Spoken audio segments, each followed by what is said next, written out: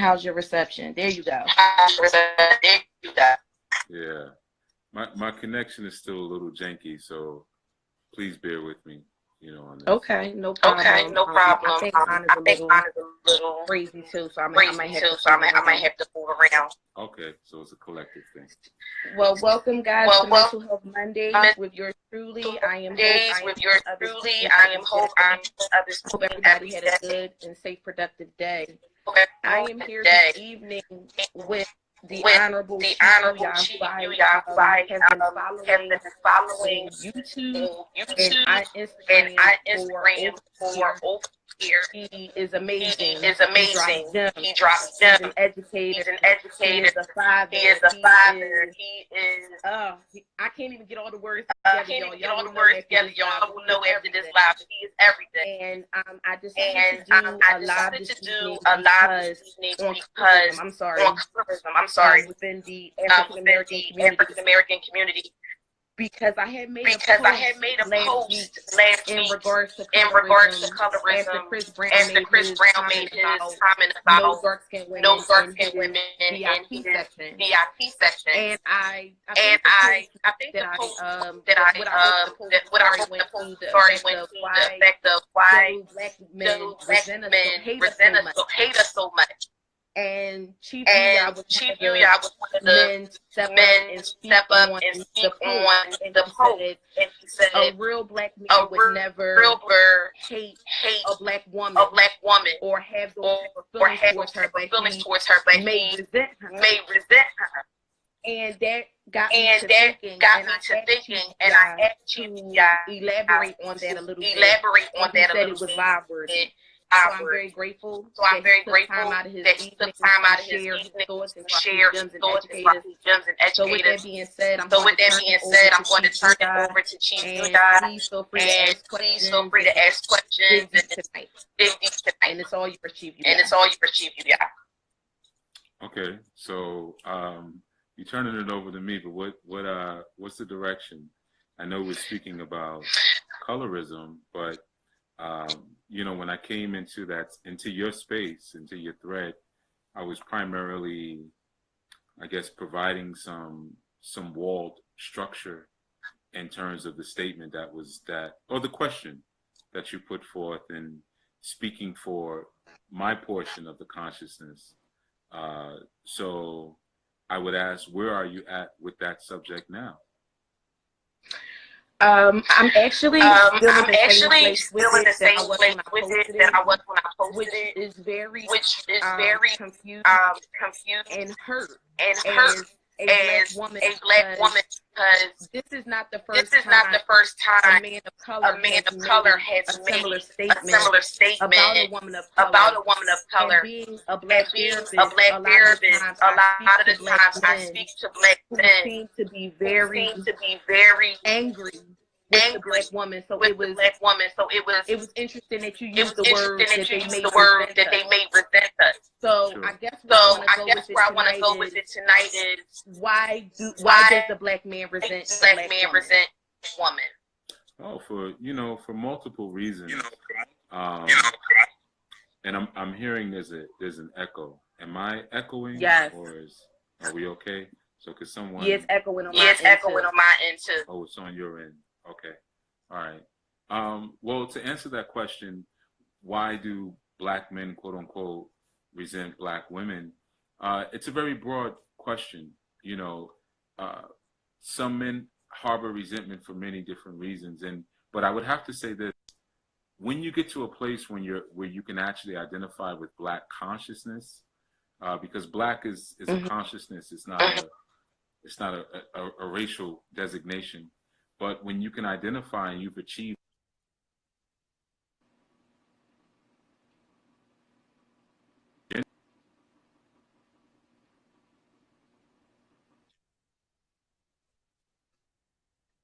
to a similar space, we're talking about statements that Chris Brown made, right? And I think it's important to identify where Chris Brown may be at in his maturation. I wouldn't necessarily put myself on par intellectually, emotionally, or spiritually with Chris Brown. Not to mention the fact that I'm older than Chris Brown. you know. Right. So I can't necessarily say that he speaks for.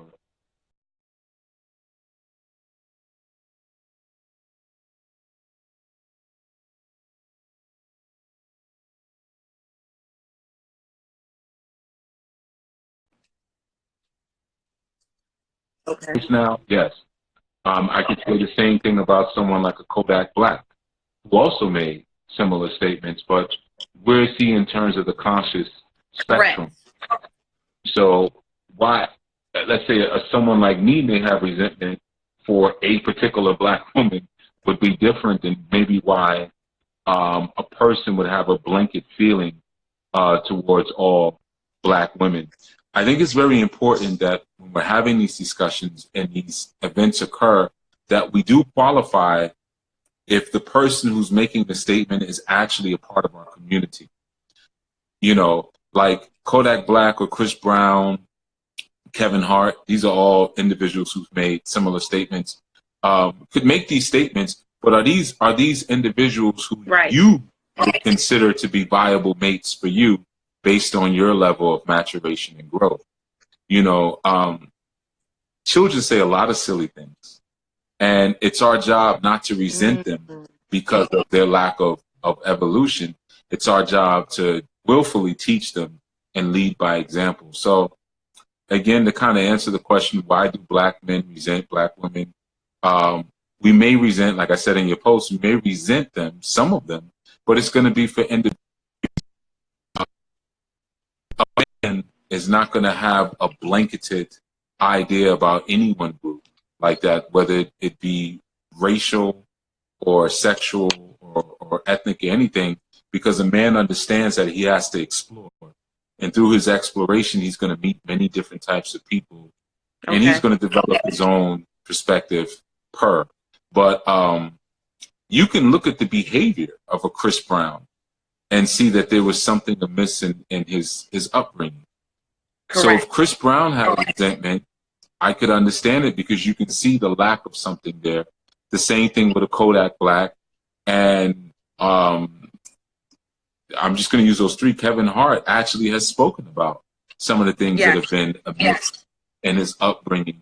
You know, so in those instances, I think it's important, again, to identify who's a part of your actual group, your pool, your mating pool.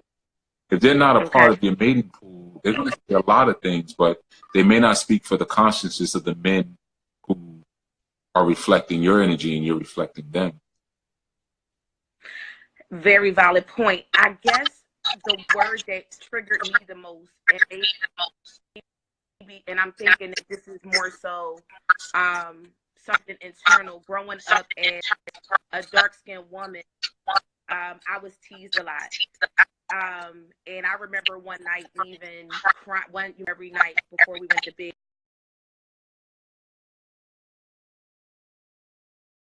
ask God for whatever you want. And during that prayer, I asked God, I said, when I wake up in the morning, I hope that God makes me light skinned. And my mom cried.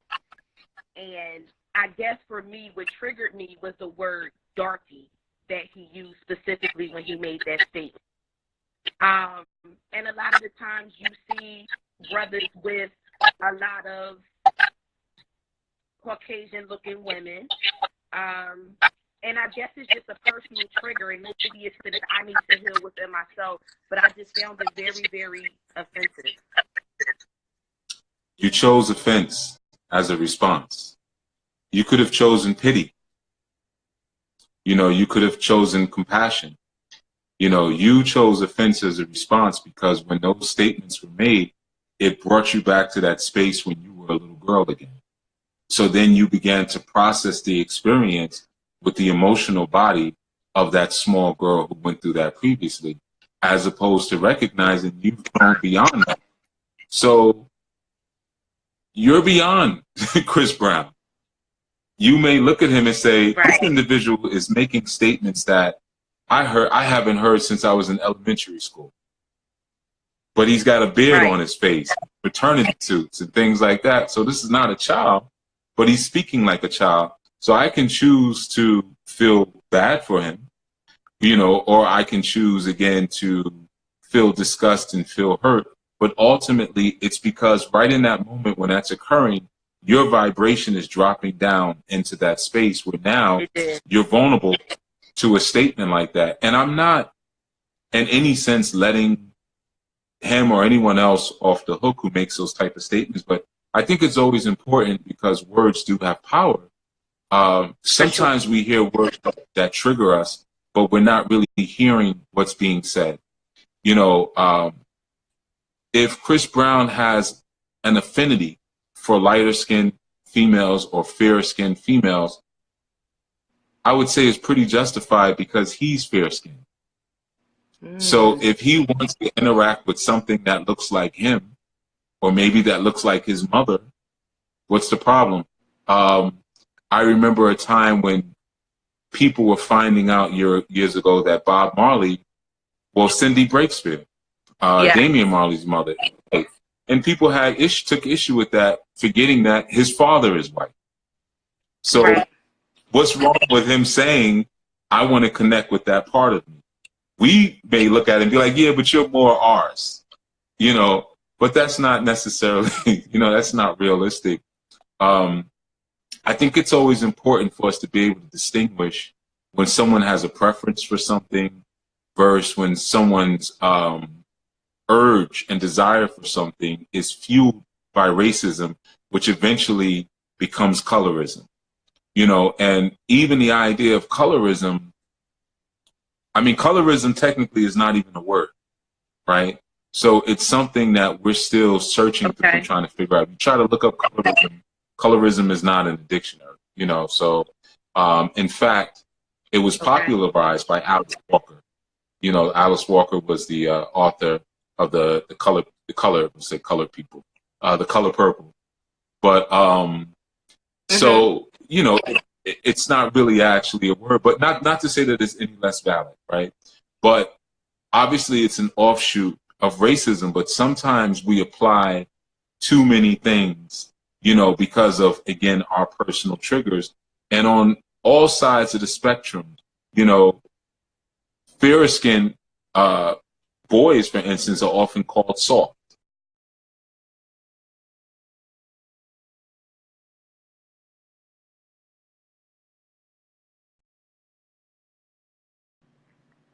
Males of a darker hue face suspensions and expulsions more often than their counterparts of a lighter hue, right?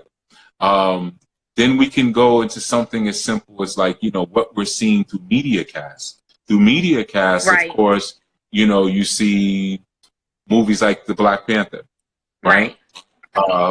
Where were the lighter toned Africans?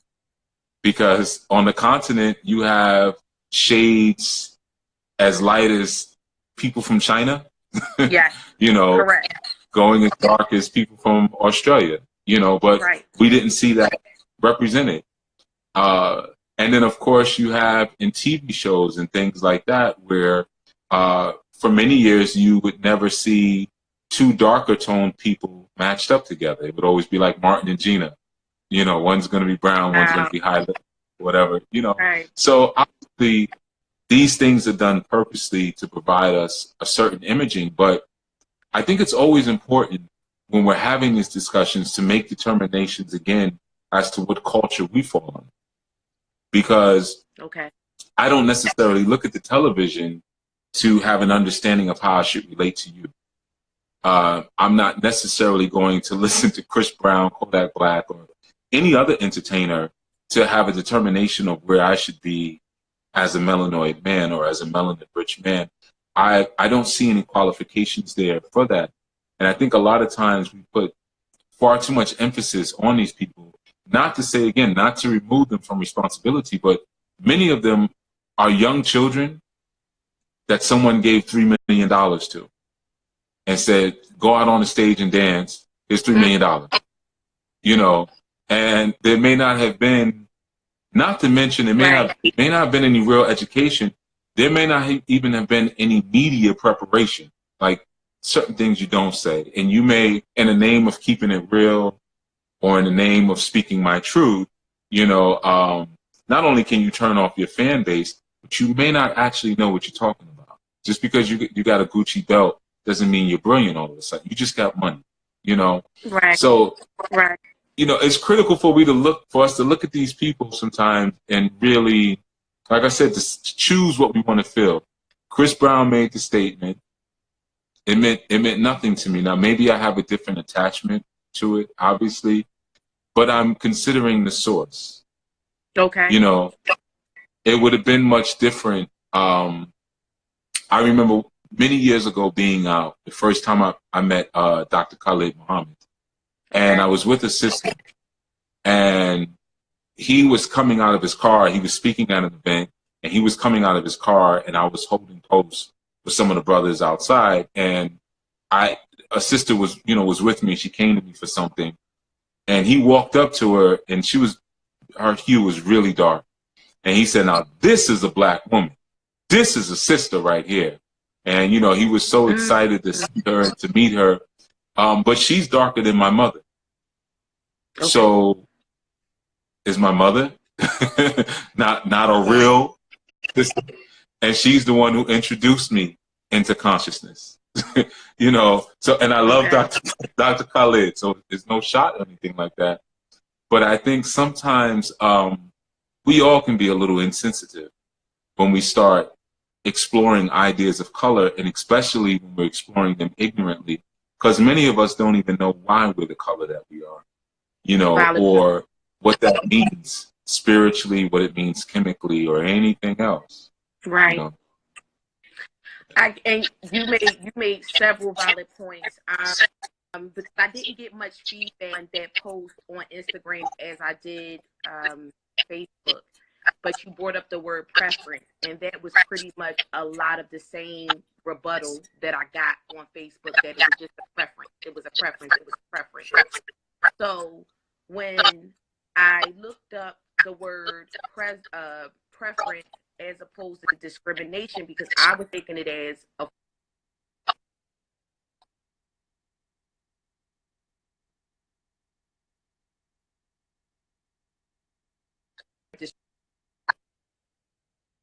discrimination, I could understand the personal preference.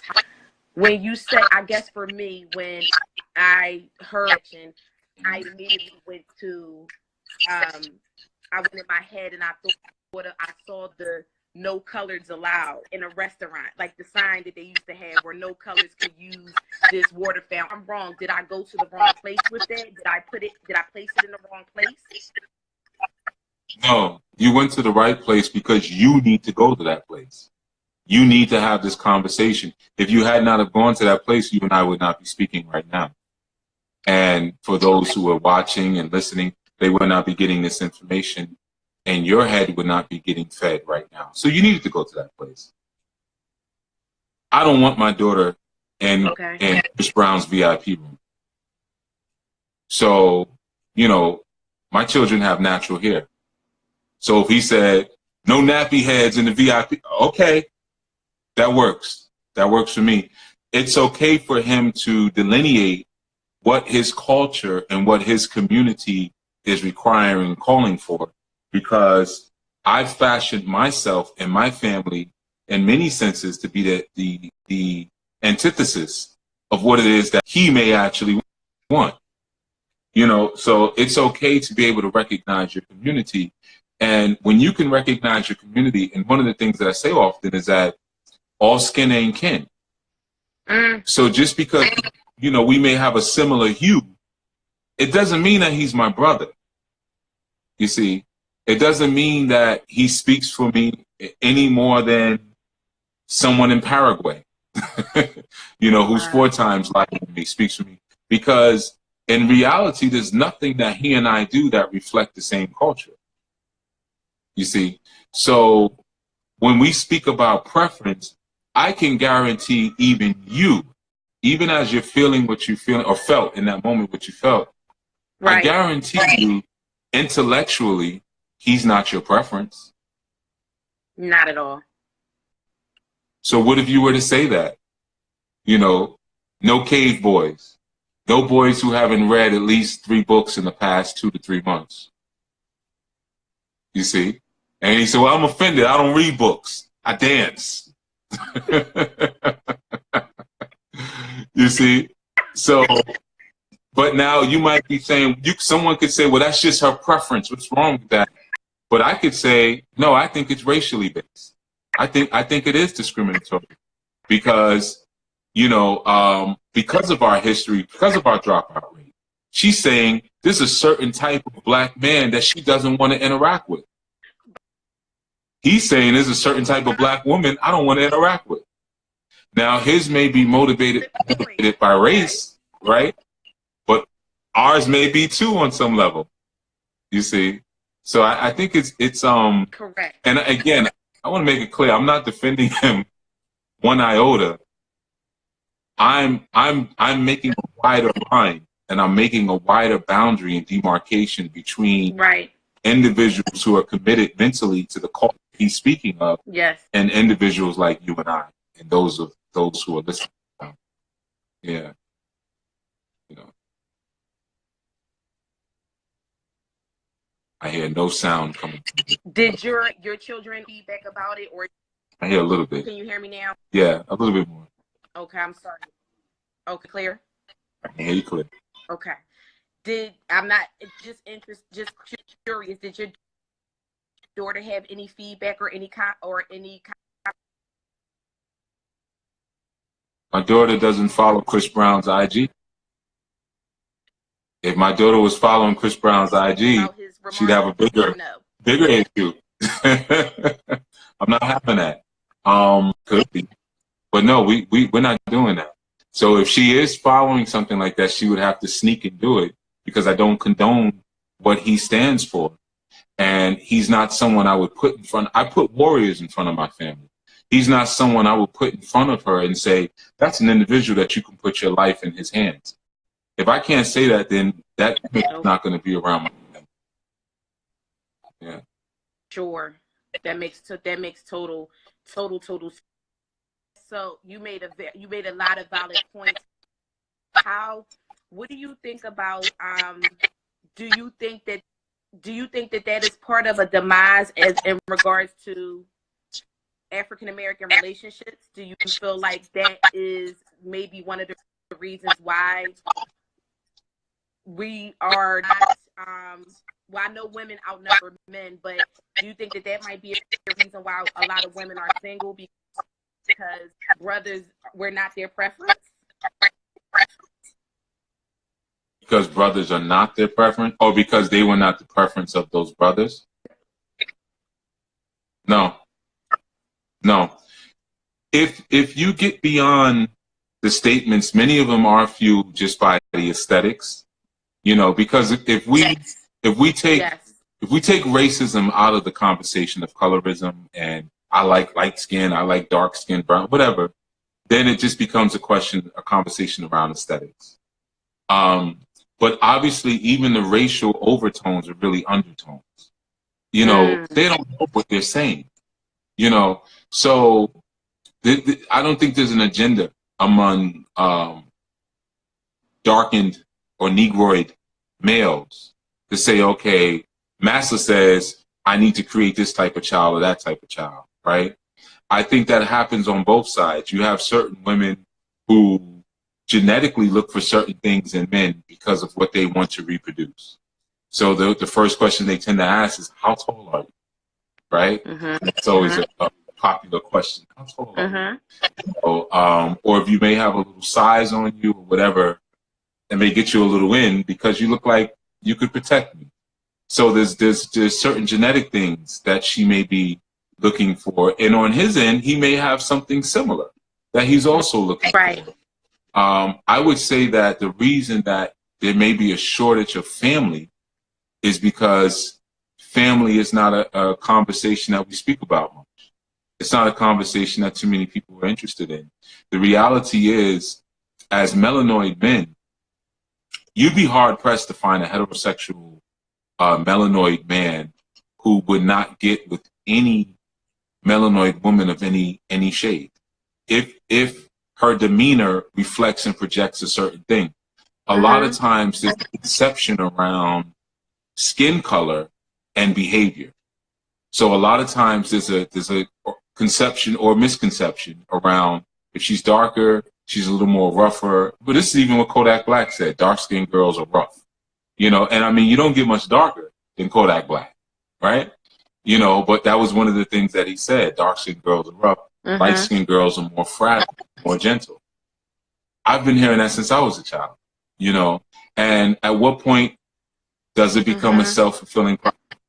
You know, where some of that behavior really is displayed, right? You've been hearing it a long time. So I would say in terms of getting together and being together and so forth and so on, color has so, because for the most part, melanoid are pretty fascinated with the hardware of melanoid females. They're pretty fascinated. I mean, melanoid men for many years enjoyed looking at Serena Williams and enjoyed looking at Sanaa Lathan. We have two different things happening there in terms of color. Serena Williams and Sanaa Lathan, they both were enjoyed. But then we can start looking at the software. 9 times out of 10, the hardware is not the issue. It's the software. It's the mentality. It's the thinking. You know, even when you have melanoid men who may date outside of their ethnic groups, I can tell you honestly, the first reaction of a young boy is not necessarily to look over there and say that's better than this, because we can acknowledge that we pretty much physically have the best looking women. Physically, we got the best looking women. And if we're looking to go outside of our group, 9 times out of 10, it's based around some other type of goal that we have. That goal may be assimilation. It may be integration, you know, or it may just be peace. I'm not dealing with all that. I'm not dealing with what my mother dealt with, what my uncles dealt with. I'm going to try something. Maybe I'm going to go into the unknown because I haven't seen all the drama. Not to say there's no drama there, because there's some insidious behavior on that side. But I'm going to go over there because I'm going to try my luck. Sometimes it works out. I wouldn't attribute there's much more layers to peel back on that one.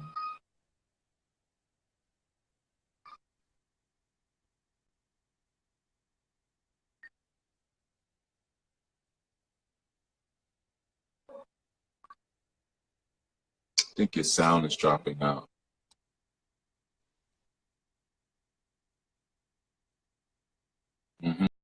Still can't hear you. Maybe everyone else can hear it. Maybe it's me.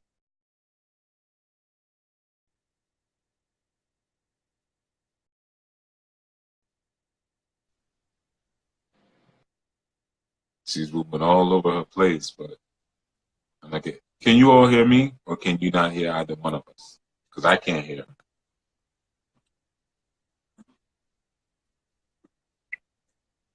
I hear something. I heard a click.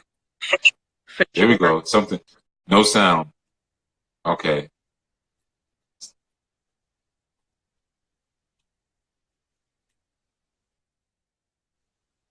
No sound.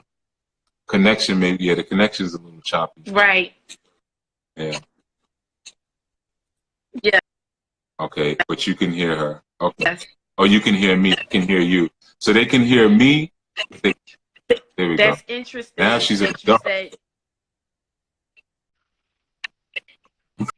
Comment. You're in and out. I don't think they can hear you. They're saying they can really only hear me. You might have to go block. Yeah, you're gonna go outside and have to get on the bus. Yeah, we can hear you a little better now.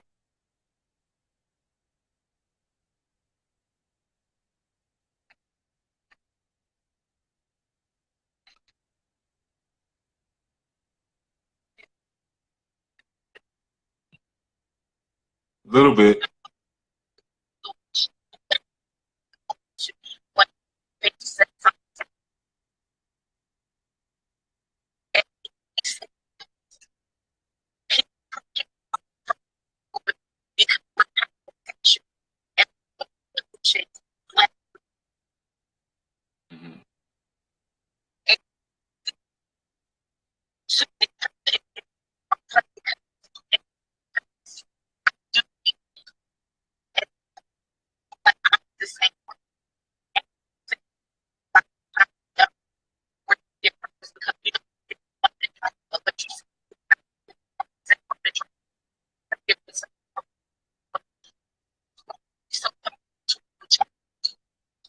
because we were programmed to hate one another. So there's a certain level, there's a certain kind of a seasoning of programming that is directed at us only, right? So when I'm interacting with you right now, you and I are speaking about something positive, we're building, so it's very peaceful. You and I are interacting in a very loving manner. But if we were probably sitting around doing nothing, watching the children play outside, I'd find a reason to hate you, and you'd find a reason to hate me. Because what happens is over time, the programming starts to come back up to the surface. See, it's the light that starts to dissect and deprogram, you know, those chips. And the light is us building. And as long as we're constantly keeping ourselves occupied with building, which is what we're doing, is we're finding different places that we can connect. Because the programming, one of the key things that makes it work is that I'm told that the only places we can connect is through our genitals. So once the genitals are not pumping inside of each other, we don't have anything, we ain't got nothing to talk about. So, so if I find a way to connect with you outside of that, then we can actually establish some harmony. And in the midst of harmony, that other programming can exist, right? But we have to be aware that it's there. So we might have all of this good brotherly, sisterly thing happening right now, and we forget the program is there. And then what you doing Friday? Let's kick it. Let's go out somewhere and kick it. That program is still there, though. So a lot of times the challenge is that, you know, when we talk about, okay, well, people step outside of their race because they're not, you know, it's a cocktail of programming, right? So part of the cocktail that we were given is you were told that I'm incompetent, I'm no good, I just want to have sex, pump you with a bunch of babies, and leave you. I was told that you're manly, you're unattractive, you don't know when to shut up, and you want all my money. You see? So there's a cocktail, and each one of those points connects to a different point in one another, right? So if you look at me and say, Chief, you know, I have certain things I want to do in my life, but I want to make sure that I'm with a man who will make sure that I don't fall. The programming says, she's trying to get my money. You see? Then I say to you, you know, man, it's hard out here. Sometimes I just like, I really want to cry, but like, I don't know who I can cry to because I don't want to seem soft. You'll say, he can't take it. He gonna leave me. Soon as something comes up, soon as emergency comes up, he's out. You see? So there's certain triggers, you know, you got to understand the people who create this program, and they study us more than we do. So they already know my weak points. They know your weak points. They know how we've interacted historically, and they figured out how to dismantle that reality. You see? So when we start building beyond their old models of us, because they're taking models of us and casts from us that go back to the plantation and prior to. So as long as we're existing with that same mentality of, well, my great-great-great-grandmother did it this way, my great-great-great-grandfather, then we're subject to old programming. But when we almost become like Afrofuturists and say, you know what, we're going to go beyond that and establish our own paradigms, then that programming is no longer applicable to where we are right now.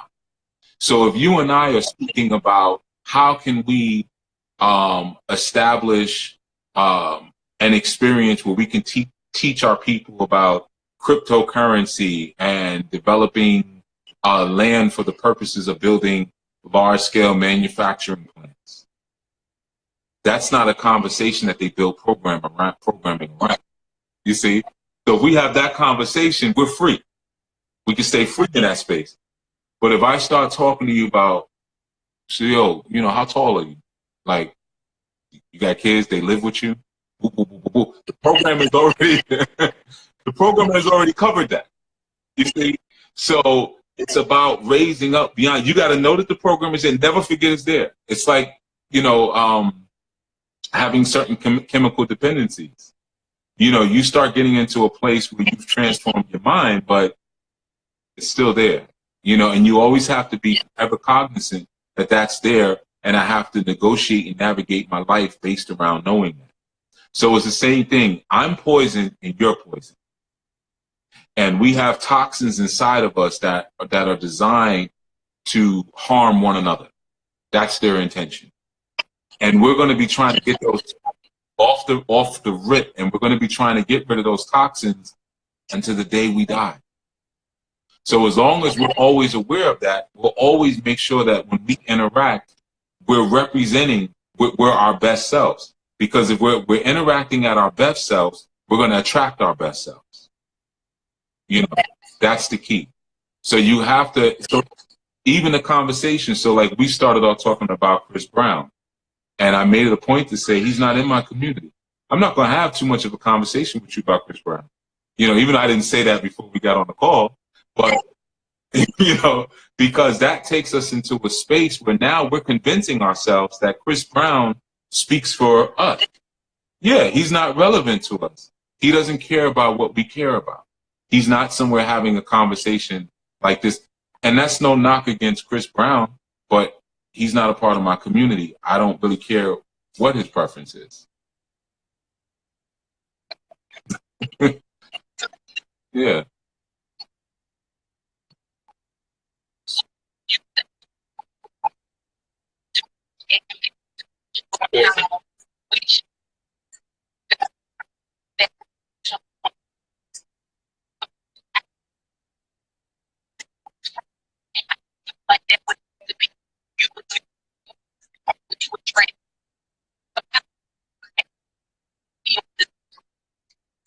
You don't get everybody to be on this level. It's not, that level is not made for everybody. If everybody was on that level, you'd have no rainbows. You'd have no mountains. If everybody was supposed to be on the same level, we'd all be born the same day and we all die the same day. That wouldn't look too far, right? So you have to learn, you have to be brave enough to delineate your community. That's the hardest thing in all of this, to be able to say, you know what? Everybody can't come. And my community is not based around who looks like me. My community is based around who has character goals that are aligned with my own.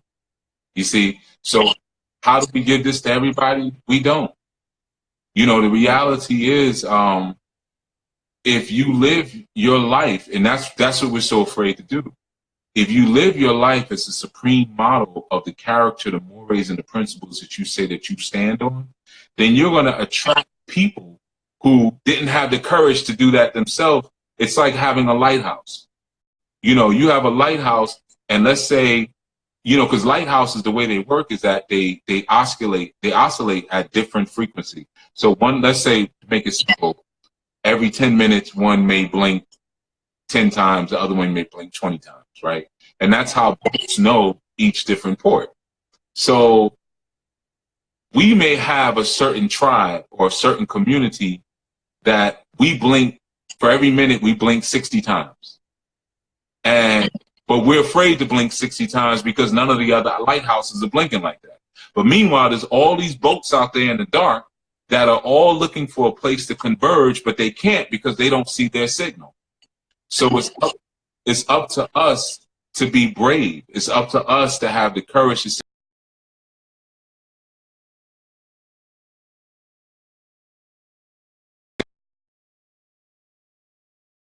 those who are in alignment and looking for that particular vibration. It's never going to be for everybody, ever.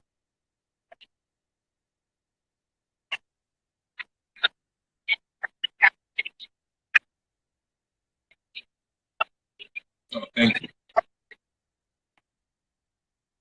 Sure.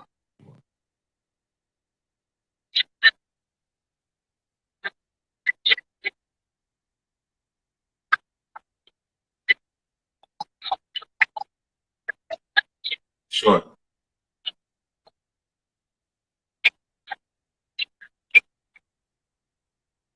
Okay.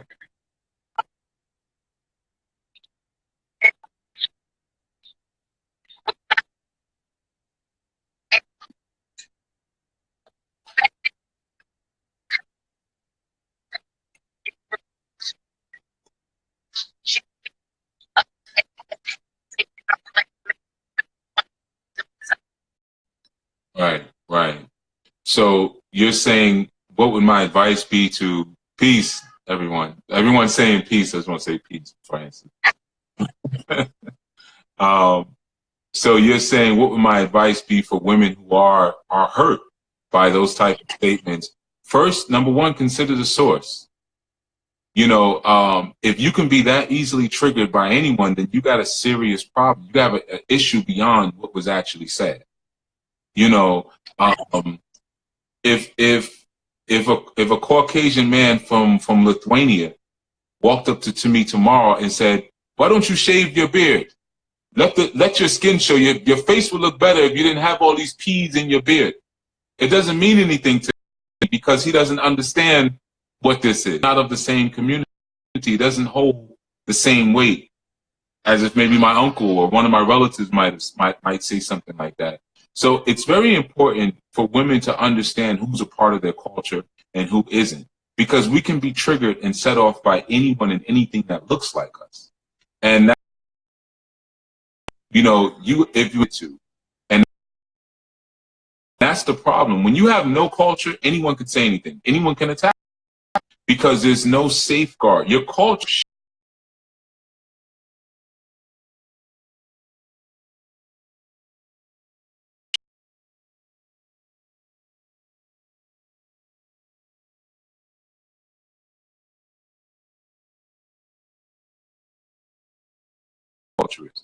When you're devoid of that, when you're devoid of culture, then now you're just like a free agent. You're like public property.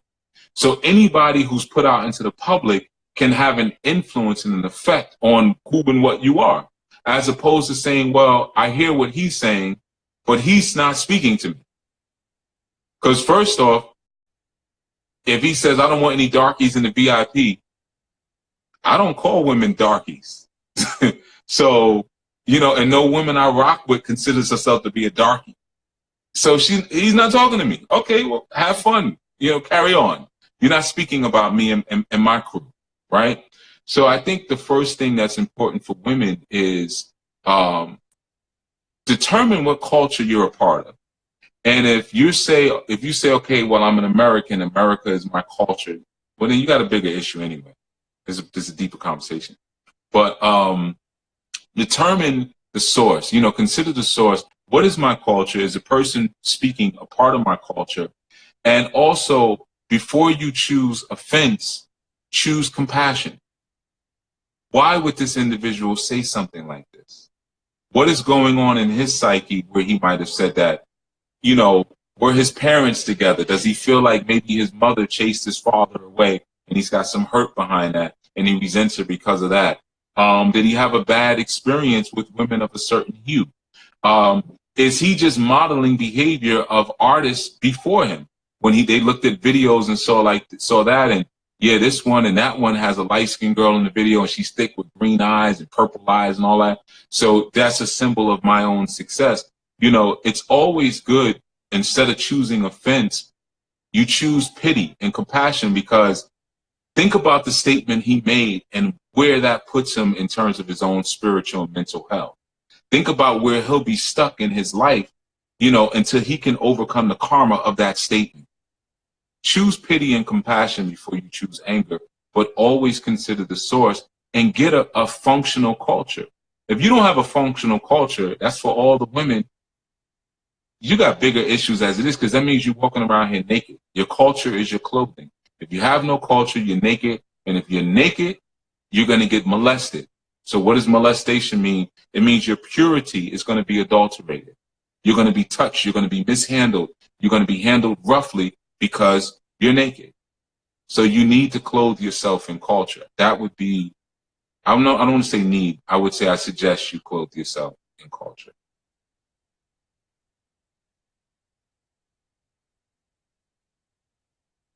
She got the silent phone again, but it looks like she's approving. If I can't hear her, I know y'all can't hear her. Her phone is silent again, but it looks like she's commenting in approval, right? It looks like okay, because she came in from outside, so maybe she'll come outside again and we can hear her more clearly. But Rachel, let me put this in here. They can't hear you. Somebody put that in the chat. They can't. We can't hear you. They can't hear you. I'm gonna type it.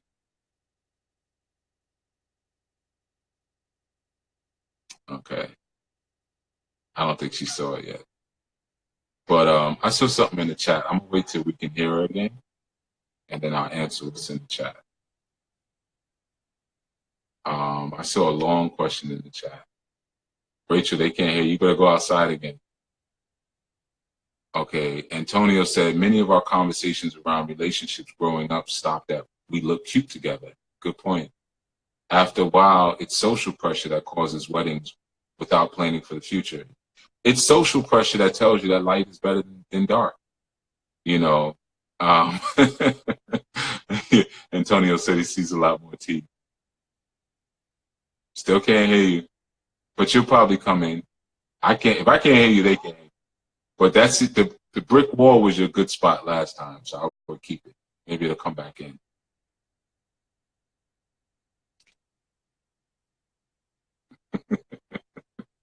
It's okay. I'll close it out. Type in the chat. Type in the chat. Type in the chat and I'll speak for you. Type in the chat. I'll speak. I don't think this is a symbol for type. That's why.